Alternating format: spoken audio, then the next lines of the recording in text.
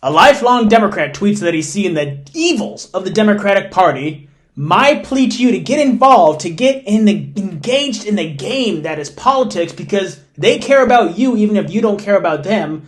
A perfect response from the Libertarian Party to Joe Biden about hidden junk fees. Texas building their own border wall. What's all about that? And one of the most sickest, deranged comics you will ever see. And Santee YMCA Controversy Drama and more. Welcome to episode 7 of A Plea to Humanity. Let's get into it.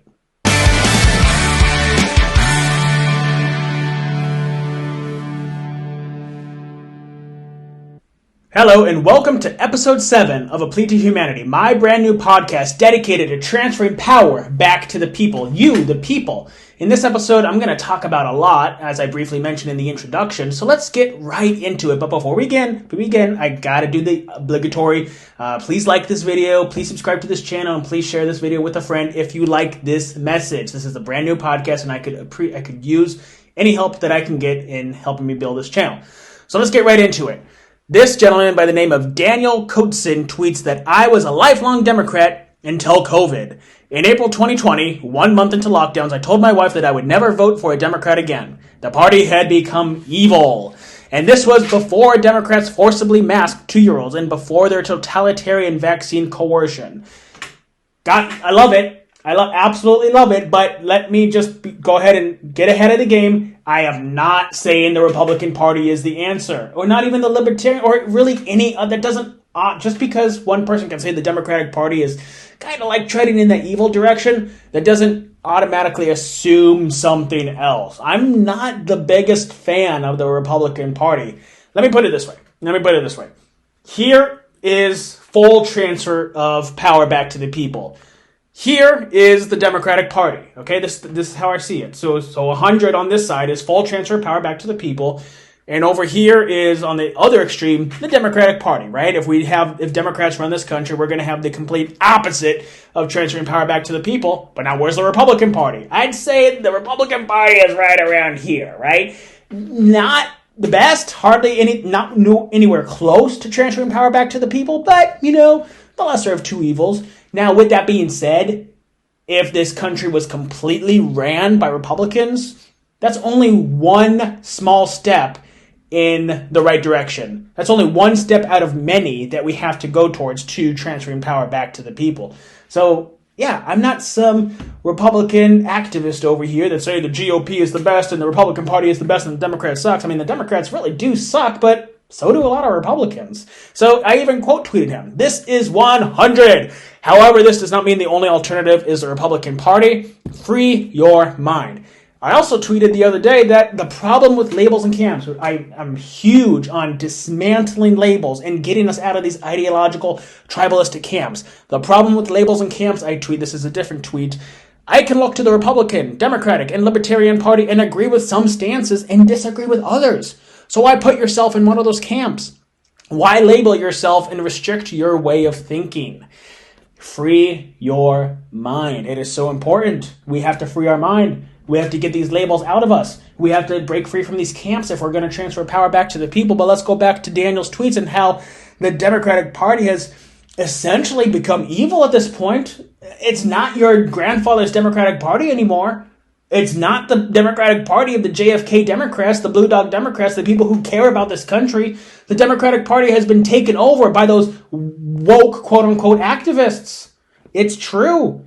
It is 100% true. That's who runs the Democratic Party. And it's absolutely insane what's going on. It breaks my heart, actually, because there's so many good, honest Americans out there with integrity who care about their country and just want to go out about their day, who still vote for the absolutely insane and evil Democratic Party.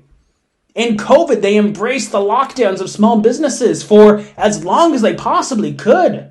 For small businesses, by the way, just small businesses, they conveniently forgot about shutting down the Home Depots, the Walmarts, the big box stores. My gym around the corner that I go to had to close.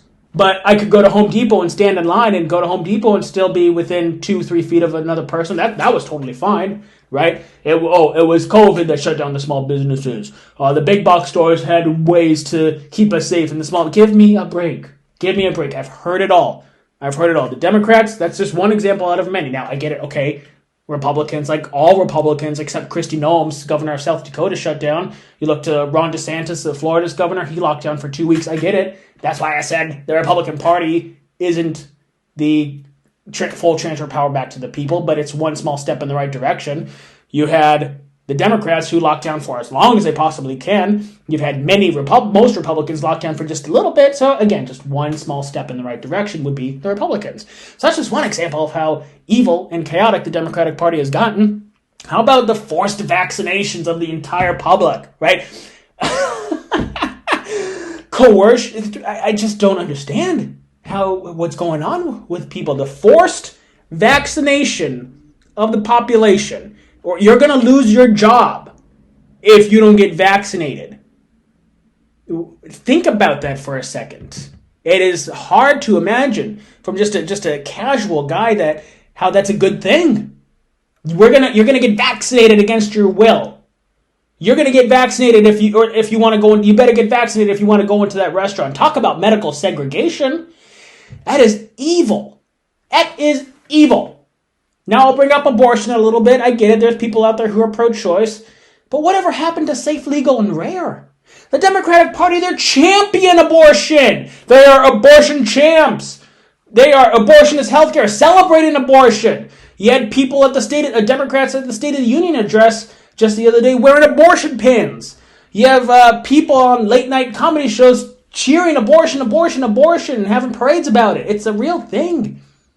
Now, again, if you're on the pro-choice side and you're like, oh, the 13-year-old should be able to have an abortion if she's raped or if the health of the mother life of the mother is in danger, I got it. That's a reasonable, logical stance to be pro-choice in that sense. But to cheer it on and to say we are champions of abortion is wrong. That's evil. The Democratic Party has chosen the side of evil. And one thing that I like to say before we move on to the next segment is this is not a left versus right battle anymore. This is a battle for power and transferring your power back to the people. And we can also say this is a battle of good versus evil. Now, again, I'm not saying the Republican Party is the side of good, but the Democratic Party certainly isn't as well. Let's go ahead and move on. This is a tweet from Brian Nichols. You might not want to get involved with politics, but either way, politics will get involved with you. Play offense, not defense, 100%. It breaks my heart. There are so many people out there that just are apathetic. Bystanders. They choose to be silent. They choose to be silent, and they just do not care. Do not choose to be silent. And I'm losing my patience a little bit with the people out there who just don't give two craps about politics or anything because it's just too much or something like that. Maybe they're too busy. Hey, guess what? I'm busy too, but I still go to the city council meetings. I'm still filming this podcast.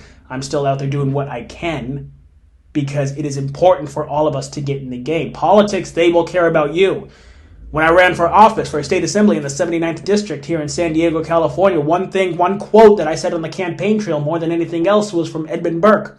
The only thing necessary for the triumph of evil is for good people to do nothing. One more time. The only thing necessary for the triumph of evil is for good people to do nothing. And regardless if we disagree on a lot of things, the vaccines issue, the climate change issue, whatever, most people are good people. But they pitted us against each other. They took good people and put them in this left camp, and good people and put them in this right camp. We're arguing at each other. Meanwhile, evil people are destroying this country and ruling over us. And we're too busy fighting each other when we should focus our attention on the few who have taken our power. It is time for every single person to get in the game, to get involved. Go to your local city council meeting. Get active on social media. It is a fight, and every single one of us, has to get in the game to take this country back, to transfer power back to the people, to save our country. Republicans and Democrats and Libertarians and Independents, no party preferences. Anybody you can think of needs to unite behind that idea so we can save this country, so we can save it from the psychopaths. The psychopaths, really, that's what they are. They're exploiting us for their wealth. They're exploiting our wealth for their wealth. It really is. Let's go ahead and move on to Joe Biden, who says, you should be able to Actually, President Joe Biden, so nobody thinks that I'm some election denier. President Joe Biden, you should be able to switch your internet, cable, or cell phone plan without the early termination penalty some companies charge. The Junk Fee Protection Act would help put a stop to some of the most frustrating charges Americans face. The Junk Fee Protection... Oh, thank you! Thank you, federal government, for doing this. That is so... I can't sleep at night sometimes because of the junk fees out there. Sometimes I can't eat, actually, because it worries me so much. Sarcasm, obviously. Junk fees. No. How about this perfect response from the Libertarian Party talking about junk fees? You should be able to work and accumulate wealth without having to endure the larger and more harmful junk fees, income taxes, that are forced upon you by the IRS. What's more impactful in a negative way to the average American out there? Income taxes or hidden junk fees by cell phone companies? I'm going to go with the income taxes. Now, I get it. Again, you can convince me that there's a need for taxes, right, to build the roads, to fund the military, fund the police department, build the bridges. I got it. But you can also understand that a vast majority of our taxes are being wasted. There's so much administrative bureaucracy between the federal government, our state governments, our local governments. There's people scamming the system. There's people getting rich off of it. There's politicians working hand in hand with the lobbyists and the corporations using our tax dollars to funnel that money to NGOs, non-governmental organizations, such as, I don't know, let's just use Planned Parenthood as an example.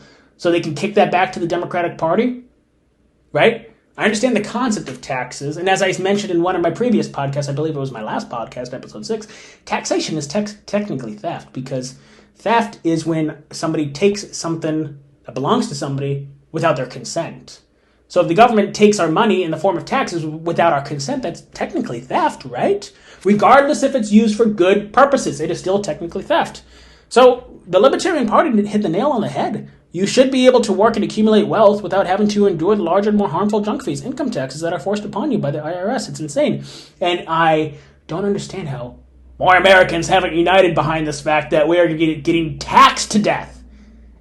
And figuratively, almost literally, we're getting essentially taxed to death at this point, right? We're going to have to work. Most of us are going to have to work until we're 70 because of taxes and inflation. And we're over here still arguing about some Chinese spy balloon or things that really do not matter in the grand scheme of things. Things that do not matter. Let's go ahead and move on to Greg Abbott, governor of Texas. Texas is building our own border wall. This is huge. And I'm going to try to not make this part too long, but let's make one thing clear. Okay, it's the duty of the federal government to secure our southern border, right? Our border goes over 4 states, California, Arizona, New Mexico, and Texas. Those are the 4 states that border our southern border with Mexico. It is, since it's more than one state, or since that it relates to our entire nation, the southern border, borders a foreign nation, it is the job of the federal government to maintain our southern border. They have neglected that job. They have neglected that duty. Illegal immigration is at an all-time high under the Biden administration.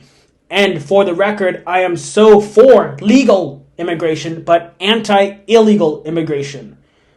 Right? It is unfair to the person in Africa, to the person in Japan or China or whatever, who is waiting years and years and years to go through the legal immigration process, just to have somebody hop over the border and cut the line, essentially, and then claim benefits and say that they're here as a citizen. No.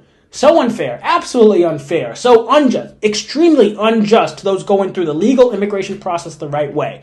So Texas is taking it upon themselves to build our own border wall. The doctrine of lesser magistrates. When the higher authority, the federal government in the states, neglects their duty, the duty for said job or whatever, in this sense, securing our southern border, then falls to the next level, which in this instance is the state government. Texas is taking it upon themselves to secure our southern border, and that is amazing. It absolutely is amazing. But we're going to go over a few tweets on the border wall and why it's important to have a border wall, okay? In my neighborhood, I see those signs that say no human is illegal, and okay, I guess, but if you believe that no human is illegal, then that means that you don't believe in the concept of countries, right? It's as simple as that. If you believe that no human is illegal, then you don't believe in the concept of sovereign countries and having their own borders, because I can't just go live in France, right, without legally immigrating there. I'd be illegal. I technically would be an illegal immigrant in France or wherever, any other country, right? Hello? Libertarian Party of Tennessee, I agree with a lot of libertarian values, but sometimes they tweet some really ridiculous stuff. Libertarian Party of Tennessee replies to Governor Abbott of Texas on whose dime? Of course it's the taxpayers' dime to secure the southern border. It's a ridiculous question. Absolutely ridiculous and embarrassing, actually. Extremely embarrassing for the Libertarian Party of Tennessee to ask that ridiculous question. This person tweets, while Texans are again without power in the winter, you're a terrible governor. Okay, so I'm not going to pretend I have some knowledge about what's going on with Texas and the lack of power in the winter, but you can do two things at once. A governor can do more than one thing at the same time. Can work on securing the southern border and handle the power grid issue. That's pretty simple. That's not that difficult. This is funny. This is absolutely funny. What a waste of money, says this person. Performance politics and wasting our tax money. Greg is a clown. Look at what's in this person's bio. I stand with Ukraine. What a waste of money. This person with the I stand with Ukraine, where we sent around $100 billion to a foreign country to fight their wars, is saying securing our border is a waste of money. Give me a break. It is not a waste of money to secure a southern border. Gee, I hope nobody invents the airplane, says Dr. Doug. This is one of my favorite ones. I get it. There's airplanes. I get it. There's boats. I get it. There's tunnels. I get it. There's ladders. I get it. There's saws to cut through the fence. But the purpose of a border wall is to reduce make it harder to cross. If you have 10 miles of open land, you can just walk across. But if you have 10 miles of wall, well, now you have to go to 2 points. 2 points there to cross into the country. Right? Instead of 10 miles of open land, you can now only have 2 points. And if you have a 30-foot wall in front of you, okay, now instead of just walking across, you have to climb over one person at a time. You have to saw through it. I get it. A border wall is not a force field from like Star Wars or something like that, but it makes it harder to cross illegally. It gives our border patrol an easier time to handle this crisis, this illegal immigration crisis. And yes, it is a crisis. So, yeah, I get it. A border wall ain't some force field, impenetrable, forever force field. It right? Yes, I get it. There's airplanes and tunnels and boats and ladders and saws. I get it, but be realistic and think. Got 2 more things to talk about in this episode. We've been kind of going through it pretty fast here. This is sad, what I'm about to show you. This is sad. This is a comic that I saw. I don't know who drew it. I don't know when it was made. But let's go ahead and take a look at it. We will not be disarmed by gun control. We will not be stripped naked and left at the mercy of a tyrannical government. It will be 1776 all over again. Me and my gun are the last bastion of freedom. We will fight to the death, anything that are evil. The government overlords can throw at us and still stand tall on the ramparts of poof. Goes the drone missile strike on the American citizen that the U.S. government just killed. This is the most sick, and one of the most sick and deranged things that I've ever seen before in my entire life. This is advocating for the U.S. government to kill an American citizen who is made out to be, yeah, I get it, looks angry, big, fat, white guy, holding an AR-15. This is essentially advocating for the U.S. government to kill an American citizen. Think about that. Look at that comic and think about this for 1 second. And to whoever drew this, whoever made this comic, you are a sick and deranged person. May God have mercy on your soul. It's sad. It is so sad what's happened to this country with all the division that the ruling classes put us into. We have to unite as a people, regardless if we disagree. We have to unite, or else we will have a civil war. We will. A civil war will happen if we don't unite and get our SHIT stuff together. We're going to close out this podcast with what's been happening here locally at the Santee YMCA, the Cameron YMCA. Now, this segment might be a little long. I've been kind of going through those last segments a little fast, so I'm going to slow it down a little bit. So that's the last segment of this podcast is for anybody that here lives in San Diego or near San Diego, or just has been following the Santee YMCA controversy lately. So I'm going to do a quick recap. About a month ago, or maybe a little bit more than a month ago, we had this teenager by the name of Rebecca who was exposed to a naked man in the locker room, in the women's locker room. This naked man, obviously, if you don't live under a rock, you can assume that this naked man identifies as a woman. So it's perfectly okay for this naked man to go in the women's locker room, right? So Rebecca, the 17-year-old teenage girl, went to the Santee the Santee City Council, and raised awareness to this issue, and that went viral. It got national attention. I think even Tucker Carlson covered it. So after that happened, a lot of attention. After that happened, there was a couple rallies that I was in attendance with, one on a Wednesday evening and one the following Saturday afternoon, where we're just trying to raise public awareness to the fact that it is wrong for a naked man, regardless of how somebody feels, to go into a woman's bathroom. And at the end of this, I'm going to share with you my comments to the Santee City Council from February 8th, and then we'll wrap up the podcast with that. But to be clear, to say that a man should not go into a woman's bathroom, regardless of how somebody feels, that's not coming from a place of hatred, because we have to understand that feelings do not alter reality. We can acknowledge how somebody feels. We can acknowledge how, if a man feels as though he is a woman, right? I can acknowledge if you feel like you're a wolf. I don't care. I'm not going to deny your feelings. But your feelings does not alter reality. Even if you feel as though you're a wolf, that doesn't make you a wolf. If you feel as though you're a woman, if you're a man, that doesn't make you a woman, right? Feelings do not alter reality, but I'm going to still acknowledge your feelings. Furthermore, I'm not going to assume that you're harmful or a danger to somebody. But this is what's happening here. We are altering reality so we don't offend people. We are altering realities to affirm somebody's feelings. And where is that going to lead us as a society?